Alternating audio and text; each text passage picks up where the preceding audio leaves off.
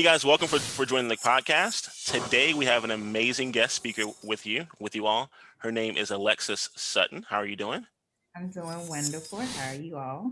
It's great. It's a pleasure to have you today. And this is important for anyone who wants to have more insight on real estate and also what's going on in today's market and really what they should do going forward. So without further ado, let's go ahead and get started. So Alexis, first and foremost, what led you to be a part of the real estate market? Um, Honestly, I do things on a whim. So I already know because I do like a lot of studying and stuff like that. The people that are rich, they got rich off real estate. So I knew I was going to be a part of it either way. And me getting my license was just like one day I was just sitting there like, why not? And then I was in Barnes and Noble, like, why not? And I found a class and I signed up for it. 2 weeks later, I was in class. So it wasn't a long, drawn, thought out process. It was a random moment. So Wow. yeah. Did, did you have to go multiple times to take the test? No. Actually, so here's how it worked here in North Carolina. So you have to take at least 90 hours. I could be wrong, 70. However, we took more than what we were supposed to. But you take these classes and you have to have those. That's pretty much as prereq to take your exam.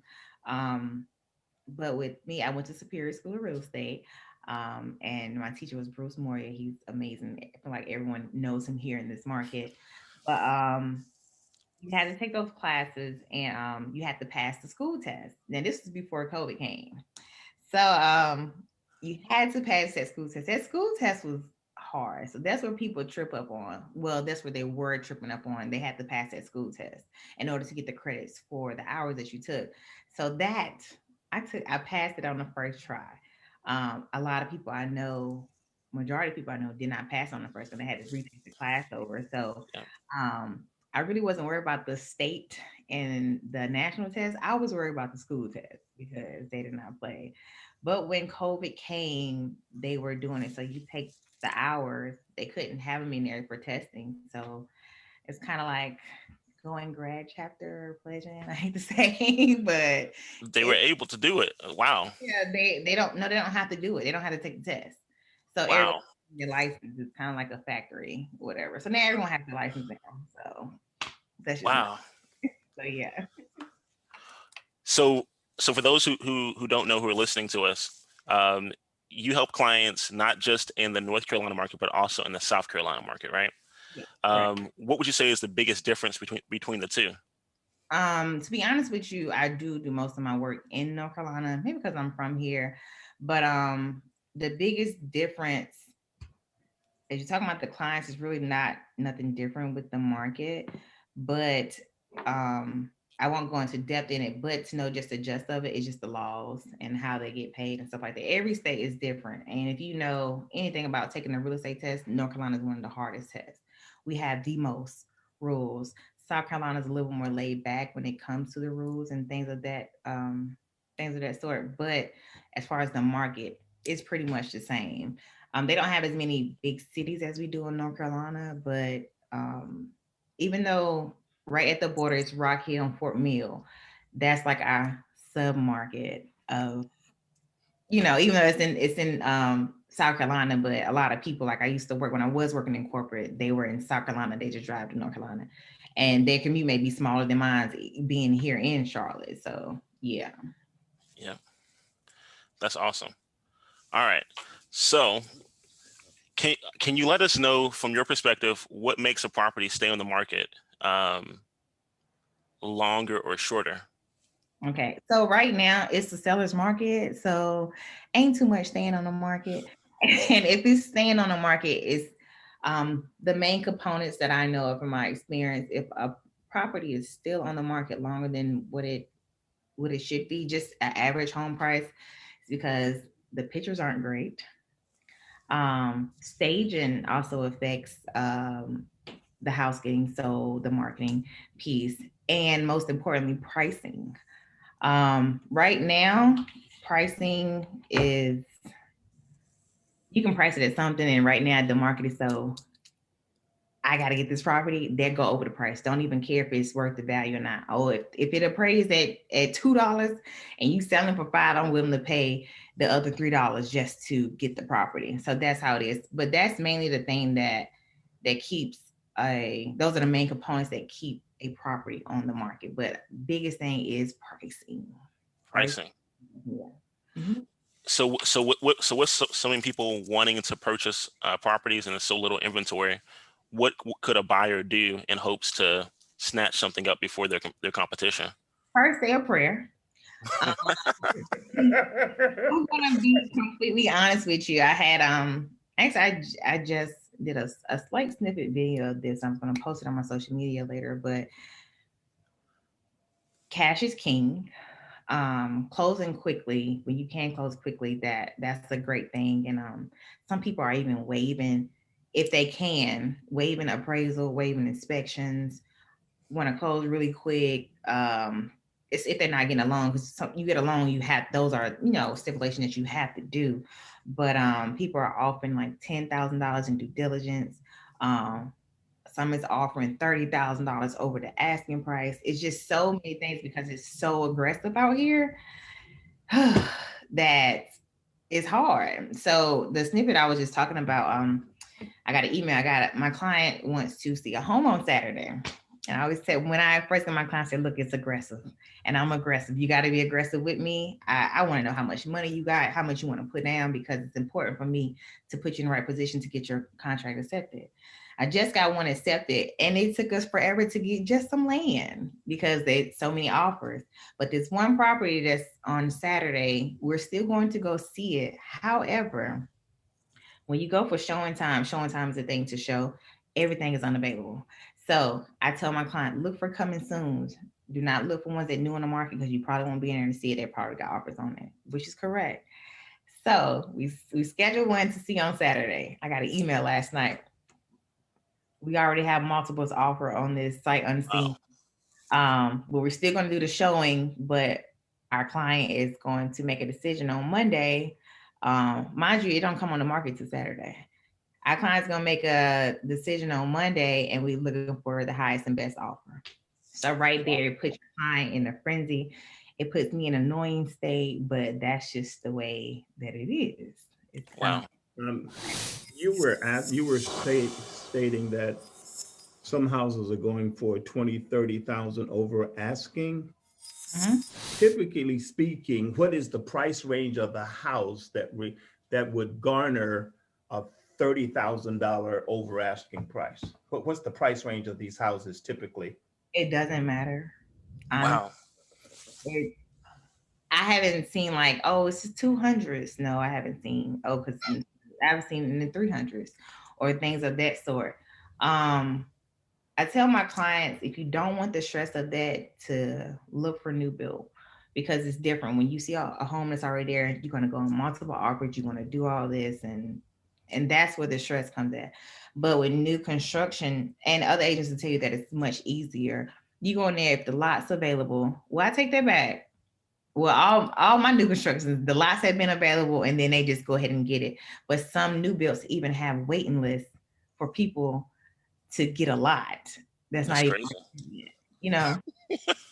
So do you have, you keep mentioning new build. Do you have a relationship with a developer that sort of kind of gives you some preference to no. Bring to the table?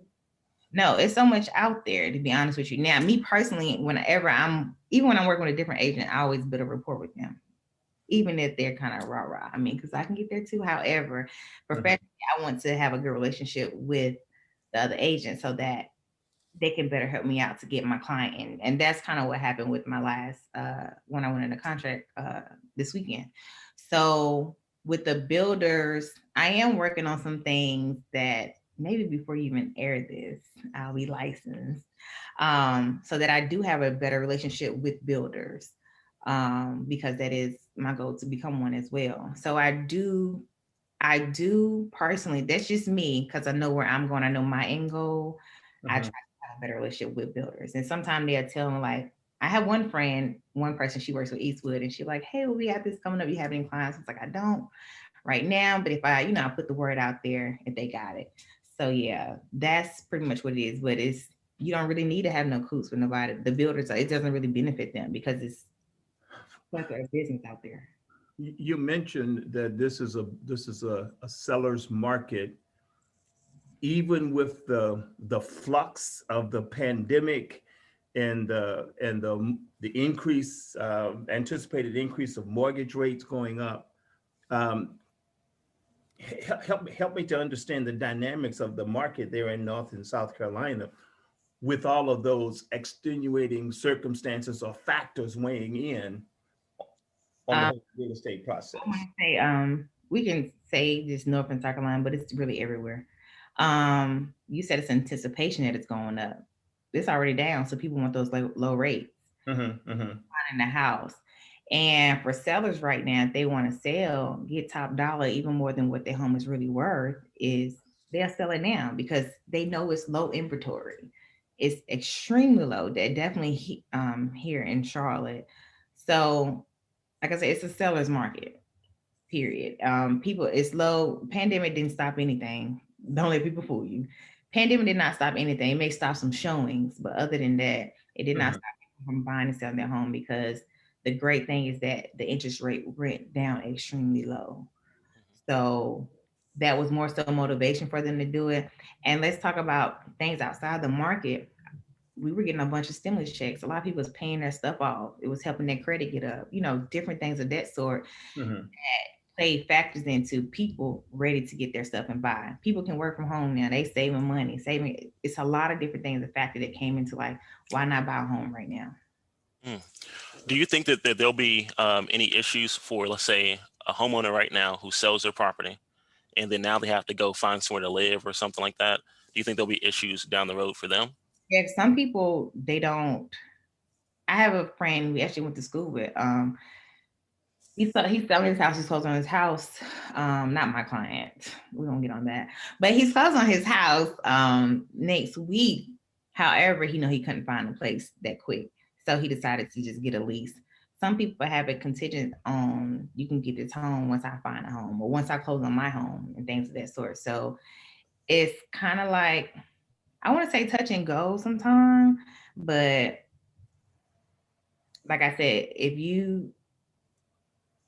you're trying to sell your home to get top dollar, this is the thing, and most people know this, the market goes up and it goes down. So sometimes the seller's buyer is a buyer. Some people would just, whatever, I just rent to now, and then when it becomes a buyer, then go back and buy again. But you still got that profit. And for me, I think that's smart. But I can't tell people do their funds, they do what they do. But I feel like when they sell, if they don't have nothing lined up, or maybe they're not getting married or whatever like that, then they're renting. They're just renting and then just waiting for the market to change. And I'm not a forecast real estate meteorologist or whatever, but I do feel like it's gonna start panning out soon. This, don't take my word for it, but it's that bad. I do think it's gonna start panning out soon. Because honestly, these houses are selling way overpriced.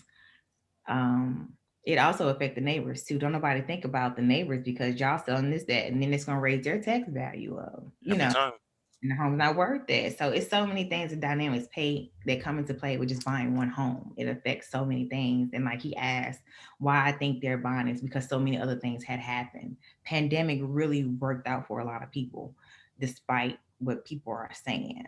It allowed a lot of people definitely in our community to get ahead or have the opportunity to get ahead, whether they took it or not, more opportunity to get their heads up, Yeah. Something that I'm concerned about is whenever they open the foreclosures, I think for, let's say, someone bought the property last month at the height of the market, when they open up the foreclosures, there may be 5 people within his neighborhood or their neighborhood that goes into foreclosure. And then that's purchased at half, the value. And that could lower the value of that person's home too, that they just bought. Yeah. But with that being said, that's just kind of how the market goes. This ain't the first time this happened. It happened when we was probably younger, not we probably knew, but we didn't know. Right. But to say that's just the cycle of the real estate cycle. Like, that's how I look at it. So right now, where buyers out there scrambling. It's going to be a time where sellers want to sell their house for dirt cheap. You know what I'm saying? Because they just want to sell it. Won't nobody want to buy. It's not enough buyers out there. So wish that happened. Okay, now this could be wrong, but when I was working in the mortgage, because I worked in mortgage, they said this happens every time we change presidency or something like that happened. So Yep. when Obama came in, it was a buyer's market. There were more inventory than this now. Everything switched. Jobs was lost and different things of that sort. So it just affects so many things. It's like a domino effect. And there's so much to even go into now. Excuse me if I'm rambling because I know all these is coming in my mouth. Only a few things are coming out of my mouth that are popping in my head. But yeah, it's so many dynamics that come into this market. So where people are frantic right now, on the flip side, it's not going to be like that. I wouldn't say soon because I'm not a guru, but it's going to change. It just does. That's just how it happens. Yep. What submarkets do you think would be good for people who are looking to get into investment real estate? Okay. Any big city that is growing, look at them little spots on the side because they grow. Like here, it's kind of not too late, but so for Charlotte, you have Concord. That's grown pretty nicely. And like I talked about Fort Mill and Rock Hill, I would really say get in Fort Mill if you can. But they're kind of like already there now, but it would have been a good place to dig into because they're moving the Panthers stadium over there too. I didn't know that. Yeah, so Indian Land is good. They're going up, but it's a good place, and that's right by Ballantyne. I don't know if you know anything about Charlotte area, but that's kind of the affluent area, one of the affluent areas here in Charlotte area. One thing, this is not in my market, but since I do talk to people, I do think if people want to invest or build or something like that, I say Greenville, South Carolina. Okay. That is an area that is coming up from what I've seen from other builders and contractors and stuff like that. It's like, well, I'm just get some land out there and hold it and stuff like that. But to figure out what's going to be the next big thing is so simple. If you got common sense, whatever city is growing, know them little places like around here, Huntersville, Gastonia, here. Gastonia. Gas House. Yeah. Even for me, I like Belmont, but it's growing. And that's in between Charlotte and Gastonia. These little places you don't know, but they're going to becoming these places where cash cows or whatever. Maybe the wrong termination, but places like that. So all these little places you don't really hear it, but you know that they're there. I say invest there because it's like a virus. It spreads. You know what I mean? So yeah, absolutely. How does the single home market impact the multifamily market? And would there be opportunities to buy apartment complexes in that area? Honestly, it's not really available here. It's not too many multifamily units here available. How it affects it, if me being honest, I really couldn't tell you because I haven't dealt with a lot of them. And on the flip side, it's just there aren't that many. I had some people say, "Oh, I'm looking for." I have one of my line sisters like, "I'm looking for a multifamily," because you can, even if you don't stay there, you can say, "Oh, I live in apartment A." That's my stay all the way in Dallas or California or something like that. Just so you can get that owner occupied that first loan, so like that. But when we looked, it was just nothing out there because people, first of all, our generations are go getters, so we already know. So we already gonna be on it. There aren't too many out there that I've seen and they're like in good condition. That's all I know about it. I wouldn't even see it the wrong way, but yeah. And I'll say to anyone who's listening, Alexis said something that was really important. You guys might want to rewind it. She basically mentioned the importance of looking for a multifamily, and you can still get a smaller purchase or down payment if it's through FHA, and they allow you to live in, let's say it's a 4 unit, live in 1 unit, and then you can qualify by using the other 3 units to buy that building. And if I'm being, well, I'm gonna just leave it at that. Yeah. Yes, but it's good. I've done it. I've done it myself. So you can live in 1 unit. yeah. I've done it though for myself. That's how I got started. Gotcha. But Charlotte does not have a lot of multifamily, much No. like the northern part of the East Coast. There's a lot of multifamily, duplexes, triplexes, but Charlotte does not have a lot. But people having a mindset to build them. I was talking with one of my friends who's a general contractor, and he's like, "Oh, I'm building this multifamily unit that's going to be in Kannapolis. Kannapolis is another sub out. Yeah. And it's like Salisbury, it's in between Salisbury as well. Salisbury is kind of big. I go there a lot because, of course, I'm a veteran. It's the VA hospital over there. But it's not like a Charlotte. It's not a Charlotte, But yeah, that's the image. It's Annapolis. Yeah. It's an Annapolis. We live in Indianapolis, so we get it, outside of Chicago. Well, yeah, you get it. You make it work for you. So yeah. So we have a question for you. Tell us your thoughts on leaving corporate America and following your dreams, pursuing your dreams. Keep it 100 with you. I always knew that I was going to be an entrepreneur, and I wouldn't say follow your dreams. It not tell nobody not to follow their dreams, but it wasn't I'm gonna follow my dream type move. It was just me, my mentality. I don't mind being told what to do, but you get what I'm saying? So for me, in corporate, to me, it was like modern day slavery, just to be honest with you. You work really hard, and definitely me as a woman, as a Black woman, I work really, really hard. And I work in mortgage, I process loans, in production. Here I am working hard, getting this amount of pay. And it's a reason why HR tell you, do not discuss your pay. It's against HR to discuss your pay because they do not want you to blatantly know the discrimination in it. And that's just my opinion on it. Mm-hmm. There was a counterpart, he was Caucasian. He came in after me, and they taught him the job because he had no experience. However, he's getting more than me. However, I am pumping him out. I am producing more than him. So mentally, I couldn't grasp that. And I know this world is not really fair, set up for certain people. However, I could not fathom it. So this was in 2017. Like I said, when the presidency changed, things changed. My job did layoffs. And they did layoffs like in sectors, so it won't be that this big company did like this really big layoff or whatever. Try to be slick, but yeah. I had already had my stuff packed. I had like nothing in my dresser drawer. The loans was getting low. We kind of already knew, but I already had my stuff packed. So when they was like calling us like, oh, I think when I left, it was like a group of like maybe 90 of us at the time.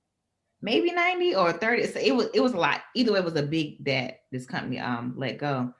People were in there crying, and I felt bad for them because I'm like, dang, that's their livelihood. However, I was like, I got the rest of the day off. Okay. Simply because being there was mentally draining. It was mentally draining because I know when I'm great. And I didn't want to keep building someone else's dreams that did not even value my time and my talent that I put into that. So even though I was getting less money, I was much happier because I was less stressed. Corporate is just a different ball playing. And then it's the politics, and, I think I just said something to a group of my friends, that I did work with, that I was cool because I don't be friends with people at coworkers, like definitely not on social media. We had a session where they called us into a room and they were saying, you all are doing this right here. You're getting these returned back. And I'm just looking like, these are people that don't do the job. People that don't do the job try to tell you what you're doing wrong, but they don't know how this process goes. Mm-hmm. Like, they thought we was in there. They thought they was going to tell us something, and they left that meeting mad. I mean, mad, okay? And then they was like, well, just don't, the whole purpose of the meeting was just dismissed because we had some smart people, and there's some smart people like us in there too. Like, you can't tell us about the job. You don't know what to do. If we haven't too many touches on it, make sure that the underwriter is sending back the right conditions so that we don't have to go back. We do everything you say, oh, we need this too. Make sure they're right because you have to see what the turnarounds are for. So when people don't know the job and they try to tell you, people are project managers without a project management certification.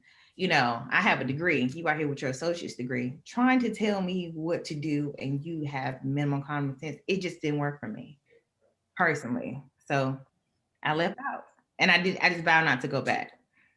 During the process of your maturation, were there books that you read or people that you listened to or followed that gave you the spark that to know that you could do something different and that you would be okay? Um, I'm the spark. I can't depend. I mean, honest with you. Besides you. Honestly, I would say no, because everybody else's journey is different. If you know that you want to do something, sorry. I don't know if y'all can hear that. Okay, sorry. Someone's trying to say something. I thought it was Hank for a second. I said, Was that our hint to cut it short? Oh no. They can wait. Anyhow, no. The reason why I say that because we had conversations before this, and you kind of know like where my mindset goes. I know my end goal, and I do understand that I cannot depend my motivation, my determination, or whether I go left or right on other people, even if they have a motivation speech. Like people out there, I can't think of his name. Eric Thomas. No. Tony Robbins. Yeah, it's him too. He's awesome because he curses and I curse a lot too. But the thing is, people will say, "Oh, you can go out there and do this and third," but you don't know that backstory. Some people out here that are millionaires or whatever, you think they got it just by doing movies. They don't tell you about the real estate that they invested in to get where they are. So you thinking like, "Oh, if I just go be a basketball player or just go be a movie star, I'm going to get there." So they can have words that are encouragement. It's good for the moment. Like, I may have needed that push, but at the end of the day, I know where I want to be. I know where I came from.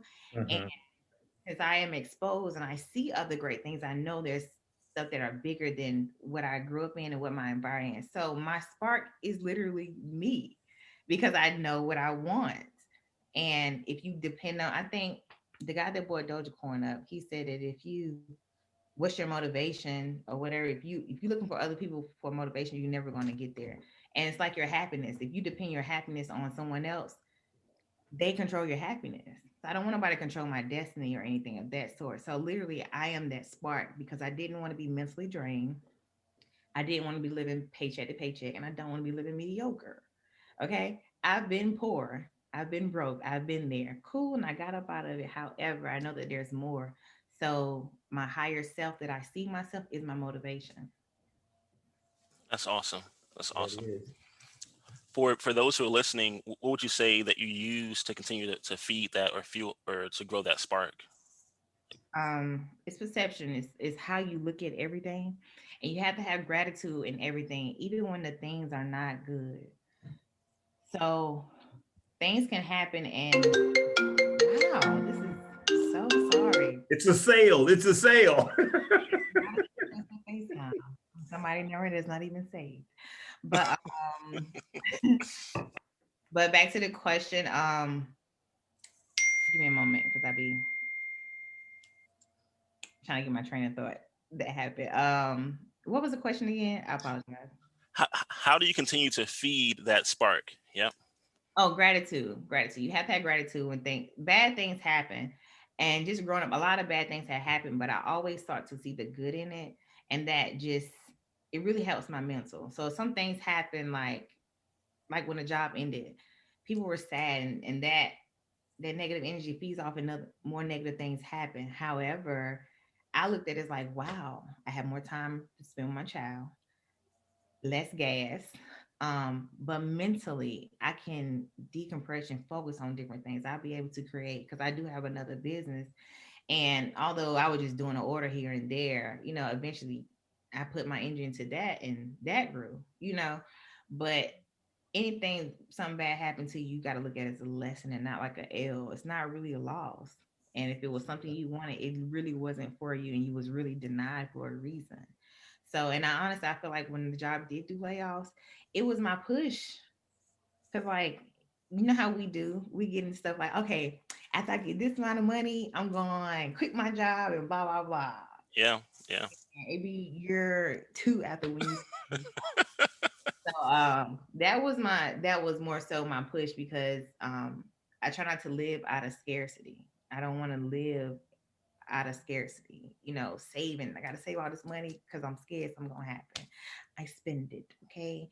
And the money comes back to me. Like I told y'all before, you can get money back, but you can't get time back. Never. So you don't want your years to go and you wasted it. You didn't enjoy life. So. That, that's a really good mindset to have. Can you tell us also? I don't want to forget about this. Can you tell us also about your passion for art? Oh, my God-given talent is creation. So I am extremely creative. I do have an art business. It's called Kiss the Artist. Now, I've always can draw really good and paint really good, but my thing is I get too attached to my paintings. So I started to do resin. A true artist. Yeah, you'll starve. A true artist. I'm like, heck no, I'm not selling that. But I'm like, well, in my house, you come in, look like a whole gallery everywhere. But I did something that I could use to bless other people with because I do know when you see something beautiful, it changes your vibration. And if you know, I'm a spiritual person as well. So um, I love art. I love to be creative. When I say my gift is the gift of creation because I do other things that are creative, not just artwork. Um, I can do hair. I cook. I cook really well, like really good. I would cook your grandma auntie up underneath the table. And yeah. So like I said, my gift is the gift of creation. I make furniture, when I'm bored. Oh, okay. I rap. I do rings. I make jewelry. What I do, like whatever it is, I do it because Excuse me, who are you? I told you I She's am Picasso re-embodied. But no, she's the Energizer Bunny. She's multi-talented. multi-dimensional. And the question, and again, earlier I asked the question about who have you read that sort of gave you the impetus to do what you're doing, but you're being so philosophical, pragmatic, practical. Why are you laughing? I know. I got you. No, you told me this earlier about me. You asked me, "Who are you?" Well, I'm just reminded of another conversation.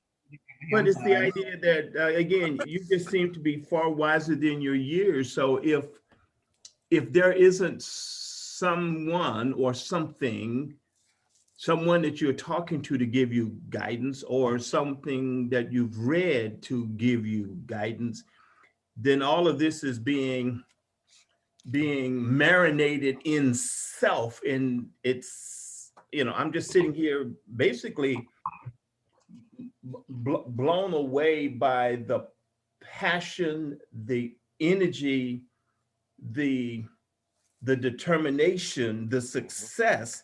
How do you wrap all that into your day with a child? But another thing you said, one word you said is self. Like I literally know self, and it took me having to sit down, be still, be in solitude, Ah, understand me.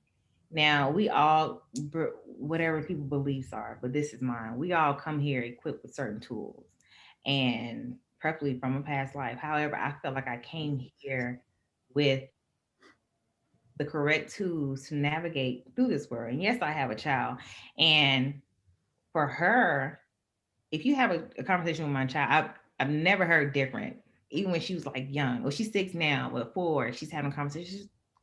They be like, she speaks so intelligently. Like she have a really good. I'm like, when the little girl told me she was baffled the other day, I'm just like, first of all, I didn't learn that word until I got to be an adult. But I do know that I am her first person, her role model, and the fact that I got the opportunity to guide her through this world, at least to give her a foundation, is a job that I really take seriously. I love being a mom. I want more kids. I love being a mom. But to know that I am grooming a future goddess, a future leader, that means a lot to me. okay. Because what's worth what you know if you don't teach it to other people? And better yet, the younger generations that are going to carry y'all over when we can't do it, you know. So yeah, the spark, it really comes from within, you know. Okay, that's again, that's amazing, only because there's so many people who have talent, who have energy, who have coaches and mentors, and they're still in neutral. And some of them are so afraid of taking the chance on themselves that they never really get out the front door, figuratively. But that's scarcity, and people, and the fear. People are they they fear failure. But like people always say, you can find us on quote on Instagram. Do you Failure is think, a part of success. some people fear success? Yes, Okay, okay, I do. yeah, okay. Simply because I had moments where I feared it. Um, taking on the anxiety. I know what type of person I am. Mhm. If I got an order, I gotta hurry up and do it. I put the pressure on myself where other people don't do it. So since I know I put pressure on myself, I fear that mental breakdown. It's different dynamics of it. You know, people do want to be successful. Sometimes people don't, they don't want to do the work. And I get it because it's not easy, but who says it's hard either? It's not really that hard. Once you do it and go through the ranks, it's only hard. People fear things they don't know. It's just like something simple, like people don't know how to start an LLC. And they're like, well, I don't know how to do it. They pay people all this money to do it. And here in North Carolina, it costs you $125 and it takes you like 15 minutes. You know, so all this build up Do that. put in your mind before you even get started, that's where you get defeated. It's mental.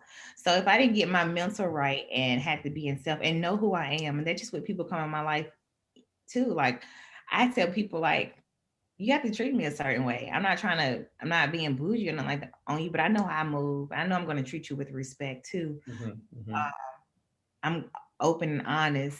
I feel it's important to communicate. I don't want to leave nobody out here assuming, because when you assuming, you make a you know what out of yourself. So I do feel like it's important that when I have people come in my space to know what I require as a human being, Okay. you know, and then to know what you require. Most time, people don't know what they require. They don't know. Right. And they don't know Right. self either. Want happiness or companionship. They want to boo. Do There you you think, go. do you find that oftentimes people are focusing on the cost of something rather than the initial cost versus the outcome or the reward on the other end? Yeah. They see the cost as a hurdle, and about, well, I can't afford that, or I'm not willing to do XYZ, which says that you are then comfortable in your discomfort. You are ordinary without realizing that you're just ordinary. Mm-hmm. Like my grandma always say, it's plenty of ways to skin a cat. So if you don't have the money now, work on the things that don't really require the money and to build up to that. The reason why I say that, because I had a conversation with another lady about another project that I'm working on with my business, and you know, getting things out there in stores. And she was talking to me and she was kind of trading lightly. She said, I'm just go ahead and let you know if something happened. And they were like, oh, well, you need $10,000. You know, it's kind of like you got to be ready. I'm just sitting looking like she didn't do this like 2 or 3 times. I'm like, ma'am, with all due respect, if I need the money, if I got $2 in my account, I already prayed and I have people surrounded by me that if I need money, the money's there. Because I have people around me that do believe in me. So if I call my friend, like, I need $15,000 for this right here, got you. Because I did pray for people like that. I don't want to be around broke mindset people. I'm not talking about broke people, but if your mindset is broke, then that's your outcome gonna be pretty much. But I had to say I feel different about money now. Money is something that comes, money loves me. It comes to me. That's what I say. When I need it, it's gonna come some way, somehow. And I just believe that. That's just my beliefs. And people can say, oh, that's really not true. It's whatever. However, look at me. I'm good right now. You gotta believe. Reverend Ike, I dig it. Right. Yeah. Alexis, before we wrap up, what's the one thing you want people who are listening or watching this to take home? Don't conform to anyone's limited beliefs. You can literally do what you want to do. I'm not just saying it to be, like I said, a meme or something like that, but literally people will put their limited beliefs on you so that you can believe them. Watch your surroundings. Around, like I said, if you're the smartest person in the room, you are in the wrong room because you can only go as high as yourself. You know what I mean? I like to be a student. I like to have friends and people that are in business that know more than me, because they're gonna carry you. Most people that are older, like not elders, but our older people, they want to pull you up because they see, oh, I see this young lady, she's 31, she's doing this. Let me help her out. Let me invest in her, and then it's gonna be our job, to pull these other people up as well. And it's not a crab in a bucket barrel. It's we literally helping people out. But most importantly, y'all, do not put nobody limited beliefs on you. People say you can't do it.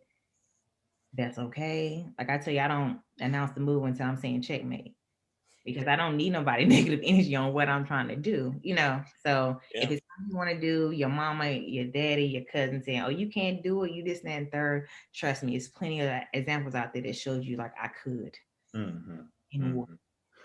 Awesome. Perspective. Awesome. Wow, powerful. On that note, I think that's a wrap. All the links for Alexis and her businesses will be in the descriptions, so please check it out as well. And until next time. Appreciate y'all. Thank you, ma'am. It's a pleasure. All right, bye-bye. Bye.